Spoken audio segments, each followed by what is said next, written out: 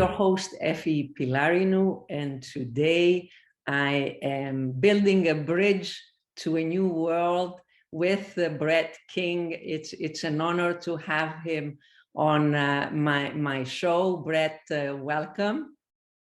Hi, Efi. Great to be with you. Thank you for having me. I'm delighted for many reasons. You kept me company during my Christmas holidays in reading your book and your ideas, which I'm sure were brewing for quite a while before they took shape in words and phrases and ink, if you like. So you can tell, right? I can tell. How much that pregnancy lasted. But it's a beautiful, healthy child, and one of those children that will definitely be an enlightened child, if you like. That's, I think, the best way to think of your book. And I hope, you know, in Greek, when a book is published, we say happy sailing. Because, because it kind of sails, it goes through the seas. You don't know exactly where it is, and yeah, it's got a very sort of nice flavor to it. I find. So for the people that may not know who Brett is, he is a best-selling author. This is not his first book. He's a futurist and many other things. For the people that are in banking and financial services, you know that Brett was the founder of Moven, one of the first digital banks, and the host of the famous Breaking Banks show. But today we are here to dive into his latest baby, the book whose title is The Rise of Technosocialism. And there's a very important subtitle to it, which reads, How Inequality, AI, Climate, thank you, will usher in a new world. And I wonder, Brett, why many important things come in three. The three items. Sure. I think that has a certain symmetry to it when you're trying to introduce a new subject that people are not necessarily familiar with. But giving those three elements of support to the idea is that it's not just a new sociological movement. It's a response to a systemic change. It's a response to these rolling crises or pressure on the system that have to make us rethink the philosophy of human society, particularly from an economics perspective. So if you're going to challenge something like that, rather than just saying, well, this is a reason for that, having those three elements that sort of build into it has a nice resonance to it. So for you, Brett, how long has this been building up, these three sort of factors that come in from very different angles, seemingly, and converge to create a very complex global problem? How long has it been? I've been working on this concept of this book for 7 years now, but it started with, I published a book in 2015 called Augmented: Life in the Smart Lane. And in that, I was talking about how individually we would adapt to all of these new technologies coming into play, you know, so artificial intelligence, personal computing technology, gene therapy, robotics, you know, etc. But one of the things that occurred to me, you know, at the end of that book, and as I was on the book promotion trail for that, is that we really needed a better way to think about how society would broadly adapt. because some people would adapt well, others wouldn't, but it would force changes behaviorally on society that we weren't necessarily prepared for. And then, of course, you have the increasing inequality that has become really apparent, particularly during the pandemic, but even before that, the gap between the rich and the poor, and of course, climate. So where the epiphany was understanding that all of these things create increasing economic uncertainty for most people.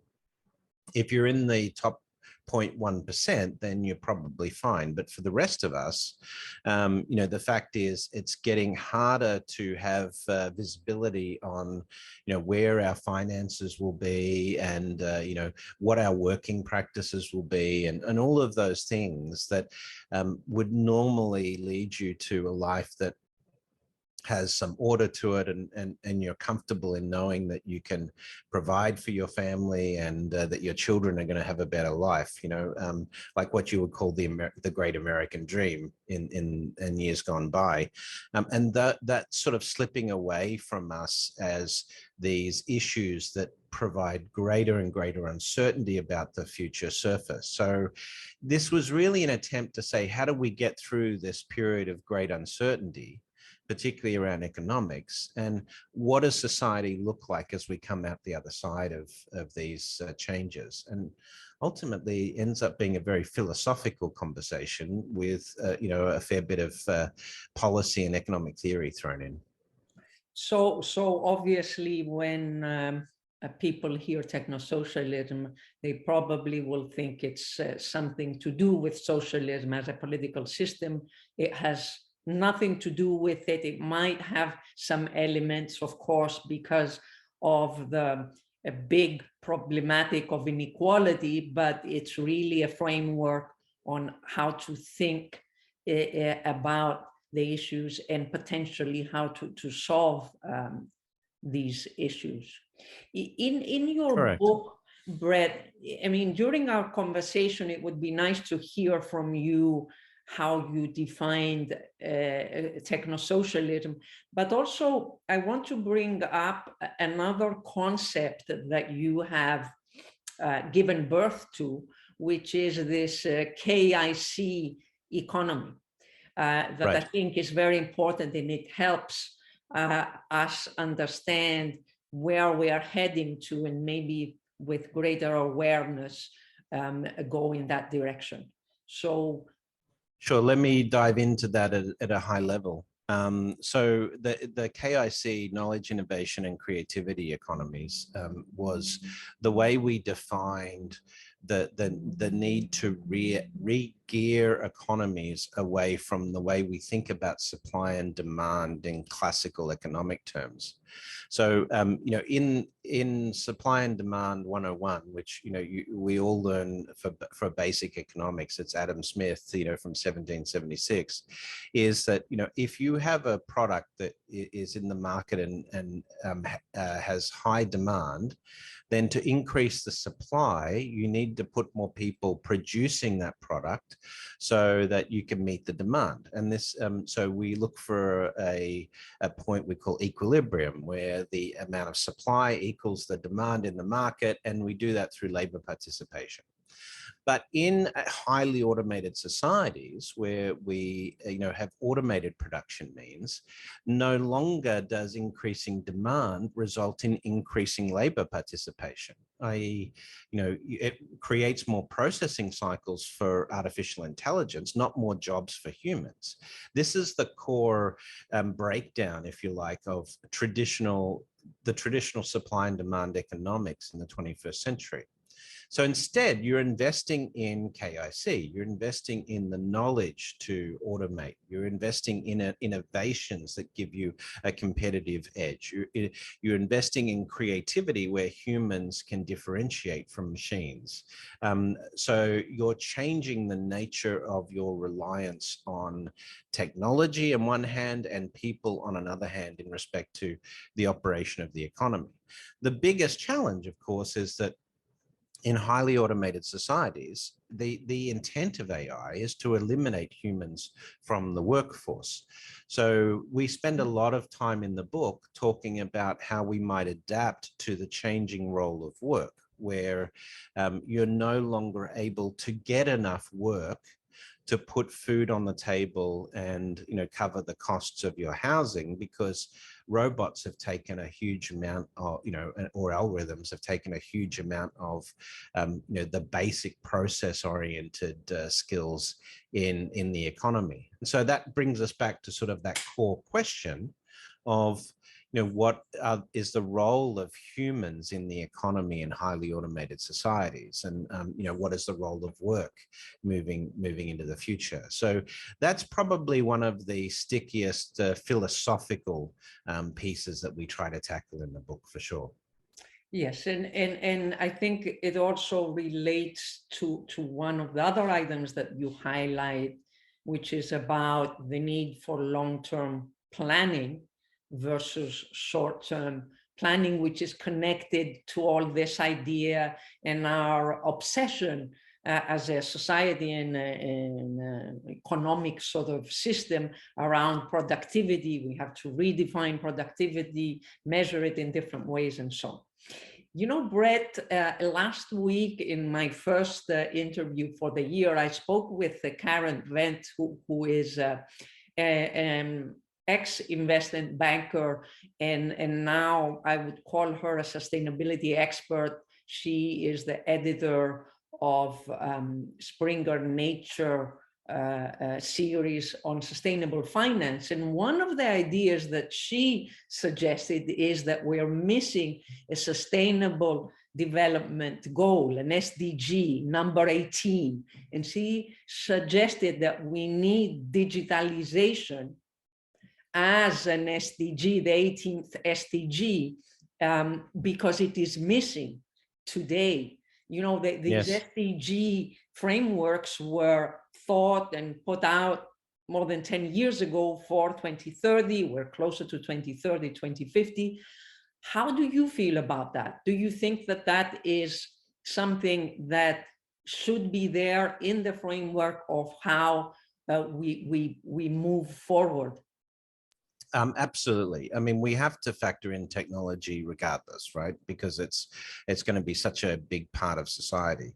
But where it's really critical for us is we talk a lot about automation of government to improve resource allocation. So there's a lot of wastage and a lot of bureaucracy that adds to the cost of running government, which is inefficient. So when we talk about techno-collectivism or techno-socialism, as we call it in the book, one of the things that you often hear as criticism about socialism is who's going to pay for it.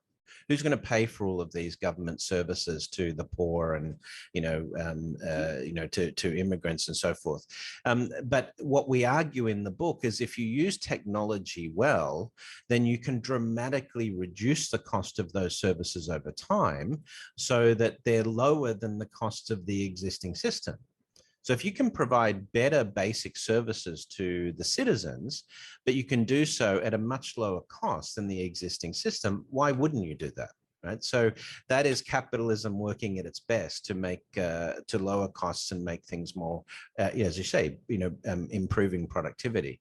So one example we give, for example, is the US healthcare system, which today is, from a perspective of efficiency, is very poor, because the US healthcare system, is twice the total healthcare system costs of the OECD average, and you often get lower health outcomes in the United States compared with other OECD countries. But we show how you could reduce that by 70%, the total cost of healthcare, using a range of technologies. So you'd be able to provide universal healthcare to every American at a fraction of the cost of the existing system. So you lower the total system costs and everyone is better off. And that's because of the application of technology. And I think similar things can happen in a number of areas, particularly, we can use technology to improve access to food and solve the problem of food scarcity.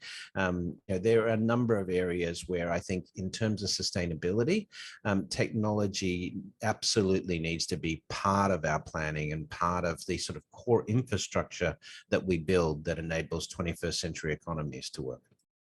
Yeah, I mean, reading your book, it was clear the importance you give to getting automation at the government level, but also emphasizing the importance of policies that facilitate automation in different sectors like health, like agriculture, and other sectors. So that combination of government services and policies that facilitate that. Saying that, tell us a little bit about China, since you often talk about what is happening there and how we can look towards the Chinese policies and ways of doing things without having to copy paste, but understand their long-term planning and thinking and pick up elements from that. So tell us, in your book, you talk about the pyramid-shaped economy becoming a diamond-shaped economy. Correct. What is that all about? So, we refer to Will and Ariel Durant. They wrote a book in the 60s called Lessons from History, but essentially the Durants were able to look historically at all of the various socio-political and economic models in the past and come up with basically two models of organizing principles for, society. And one was a pyramid-shaped economy, where the wealth is designed, the entire economy is designed for wealth to flow uphill. So a monarchy is a very good example of this, or the feudal systems of the Middle Ages. As wealth is accumulated at a societal level, it goes up to the lords and the landlords and the wealthy elite at the top of the pyramid. But the most successful economies we've seen in history, and particularly the post-Second World War US economy, was a diamond shaped. So this is where you have an even bell curve of distribution of wealth. You have a growing middle class. This stimulates consumption. It stimulates innovation in the market. And so, if we look at the post-Second World War US economy, these are the characteristics that make it such a successful economy, accounting for 40% of total global output in the mid 60s. But in the 80s, the US started to flatten out again to become more of a pyramid shape through the attack on trade unions and collective bargaining, the deregulation of financial services market by Clinton in later years. All of this has worked towards, again, turning the US into a pyramid shape from the diamond. Whereas China, we see more recently the opposite, focus on common prosperity recently in terms of the work that's being done there. Elimination of all the Chinese living in extreme poverty over the last 20 years. Growing middle class. By the end of this decade, 25% of the world's middle class will be based in China. And so, that's why China is going to surpass the US as the world's #1 economy sometime in this decade, because of that diamond-shaped mechanism that is really supercharging their economic growth at a grassroots level. So China is a good template for future economies for a number of reasons. One is the common prosperity, or the sustainable prosperity doctrine that we see emerging. More focus on making sure everyone is included in the economy, but also in ensuring that the economy makes a transition to this KIC state as orderly as possible. So increasing the number of STEM jobs, making sure that everyone is educated around artificial intelligence, the Belt and Road Initiative and supply chain automation and central bank digital currency that will underpin that. China has all the building blocks coming into place for making this transition to a KIC-based economy that other Western economies don't necessarily have. Very interesting, and maybe in the future it will become less important. The political system will become less important per se if we're digitizing the government processes and we depend less on the elected or non-elected officials, because the processes are there. Brett, before we close, I want to hear from you in what is going on now and what you foresee in a good scenario, the scenario of technosocialism taking over. How are our human values or our understanding of our rights changing in this world? Well, this is, I think, where with the impact of artificial intelligence and with the impact of climate change, and we can see it to some extent, a glimpse of this with the pandemic, is that when you focus on individual rights, at the impact of the broader collective social rights, it tends to reduce overall the benefits to the entire society. So, where you've had economies that focus on individual rights around mask mandates and vaccinations, for example, the number of deaths are higher compared with those economies that tend to be more compliant in terms of measures that are committed to the broad social good. And the same is happening in terms of economics, is that when you focus more on individual wealth and the accumulation of individual wealth versus the prosperity of society, you tend to get this stratification, the rich versus the poor. But the epiphany is that if you look at climate in particular, and to some extent you could say the same for AI, but climate is going to be something that affects us all across the planet. And we can't have an individualistic approach to this. You can't even have a national approach. We need a collective response as a human species. There's no such thing as a national climate change policy. If you are super sustainable as an economy and you follow all the rules, but the next big industrial economy next door to you follows none of the rules, then your climate change response is going to be ineffective. So we need to have a more collective view of humanity when it comes to these big systemic challenges. And that's really the core philosophy here, is that, it is using technology to benefit everybody is obviously the doctrine we're preaching in the book, but it's this view of the fact that if we work together as a species, we're unstoppable. Think about what humanity has been able to achieve when we come together in large numbers. So, the Human Genome Project, the Apollo Project, there are lots of illustrations when humans work together. We can achieve some incredible things. And so that, is really the type of mentality we need for getting through this period of disruption around climate, particularly with, say, 1 billion eco-refugees and 600 cities affected by sea level rise. This is not something that you can just leave to individual governments and cities to handle. You need a global collective response. So thinking more as a human species collectively about what future we want for the species as a whole and our grandchildren and the planet, I think is definitely a key part of the way we think about the future in the book.